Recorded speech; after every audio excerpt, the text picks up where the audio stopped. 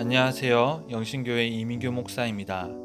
8월 6일 금요일 큐티 본문 말씀은 이사야 57장 14절에서 21절까지 말씀입니다. 본문 말씀 읽어드리겠습니다. 그가 말하기를 도두고 도두어 길을 수축하여 내 백성의 길에서 거치는 것을 제하여 버리라 하리라. 지극히 존귀하며 영원히 거하시며 거룩하다 이름하는 이가 이와 같이 말씀하시되 내가 높고 거룩한 곳에 있으며 또한 통회하고 마음이 겸손한 자와 함께 있나니 이는 겸손한 자의 영을 소생시키며 통회하는 자의 마음을 소생시키려 함이라. 내가 영원히 다투지 아니하며 내가 끊임없이 노하지 아니할 것은 내가 지은 그의 영과 혼이 내 앞에서 피곤할까 함이라. 그의 탐심의 죄악으로 말미암아 내가 노하여 그를 쳤으며 또 내 얼굴을 가리고 노하였으나 그가 아직도 패역하여 자기 마음의 길로 걸어가도다. 내가 그의 길을 보았은즉 그를 고쳐줄 것이라. 그를 인도하며 그와 그를 슬퍼하는 자들에게 위로를 다시 얻게 하리라.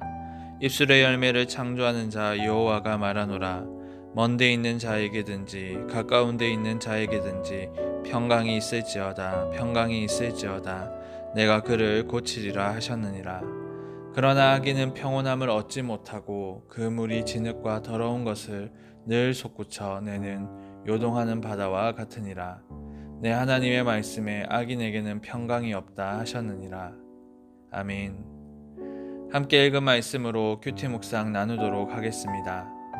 인간 경영학이라는 말이 있습니다. 이 말은 사업이나 정치는 물론 모든 생활이 결국 인간을 어떻게 다루느냐에 달려있다는 의미입니다. 많은 기업이 인력을 관리하고 그가 가진 재능과 아이디어를 효율적으로 활용하기 위해 특별한 부서를 두기도 합니다. 사람을 어떻게 다루느냐에 따라 기업의 생사가 좌우되기도 하지요. 하나님께서도 우리 인간을 다루실 때 형편과 처지를 감안하여 가장 은혜로운 방법으로 우리를 다루십니다. 그렇다면 하나님은 죄인을 어떻게 다루실까요? 먼저 오늘 본문 말씀을 보시면 첫 번째로 하나님은 죄인에 대해 분노를 오래 품지 않으십니다. 본문 16절 말씀을 보시면 하나님께서 악인에게 분노를 일으켜도 그것이 영원히 지속되지 않는다고 말합니다. 설령 죄인과 다투실지라도 영원히 그렇게 하지는 않습니다. 하나님께서는 당신의 백성들의 죄가를 오래 기억하거나 그에 대한 형벌을 오래도록 내리시지 않습니다.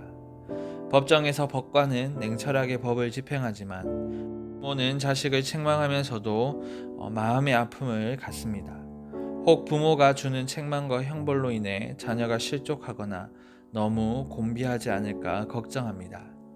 이렇듯 하나님께서는 인간의 죄악을 지적하시지만 법관과 같은 냉정한 마음에서가 아니라 당신의 자녀를 향한 끝없는 사랑으로 행하십니다. 죄에 대해서는 불같은 노와 심판을 내리시지만 일단 회개하는 자에게는 그것을 신속히 거두시는 하나님이십니다.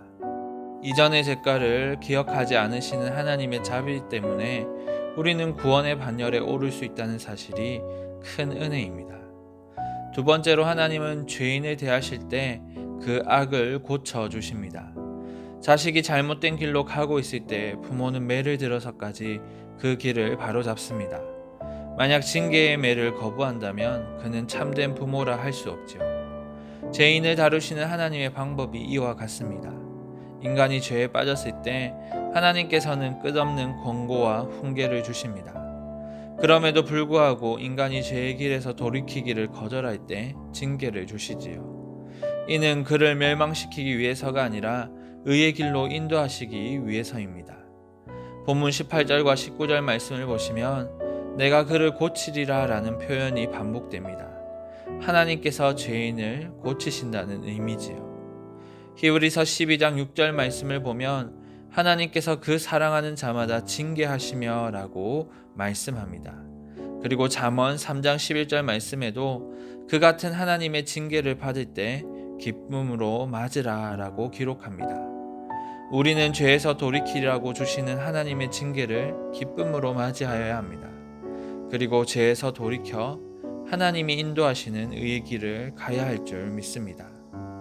마지막으로 하나님은 죄인을 대하실 때 완악한 죄인은 멸망시키십니다.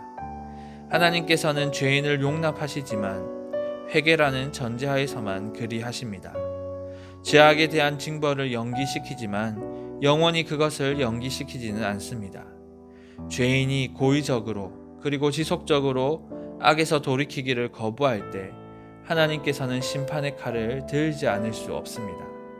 이러한 사실은 바로의 군병, 소돔과 고모라의 섬, 이스라엘 백성의 멸망을 통해 분명히 확증되었습니다.